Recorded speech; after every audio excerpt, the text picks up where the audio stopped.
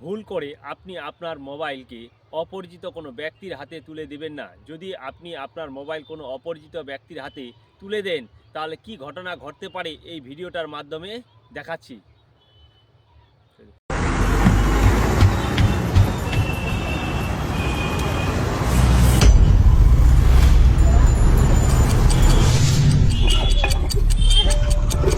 দাদা একটা ফোন করতে দেবেন? আমার না মোবাইলটা চুরি হয়ে গেছে পাশে। দাদা কাজের সময় ডিস্টার্ব করবেন না। একটা ফোন করতে পারবো? আমার না কাকিমা, আমার মোবাইলটা না চুরি হয়ে গেছে, একটা ফোন করতে পারবো? আমার কাছে মোবাইল নেই। ঠিক আছে, পাশে একটা ফোন করতে পারবো? भैया एक कॉल कर सकता हूँ? एक्चुअली আমি বাস থেকে আসার সময় না আমার মোবাইলটা না চুরি হয়ে গেছে, একটা ফোন করতে দেবেন প্লিজ আমার?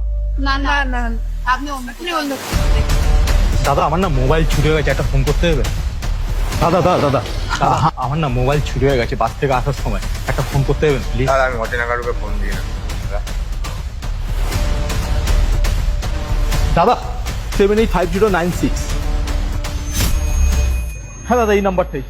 Calling is either switched off এটা or সুইচ not অফ বলছে। reachable at the moment. Please try দাদা again. আমাকে একটা ফোন করতে হবে, আমার বাবাকে ফোন করি প্লিজ। আচ্ছা আচ্ছা, হ্যালো বাবা। বল।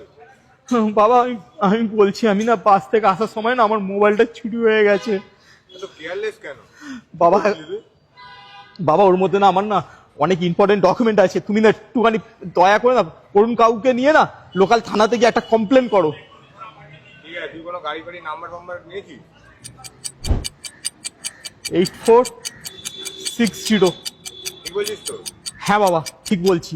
ঠিক আছে, তুই চিন্তা করিস না, তুই বাড়ি চলে আয়, খবর দেখি। ঠিক আছে বাবা।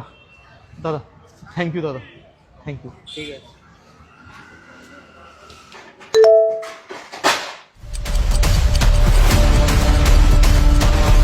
এইট 8460।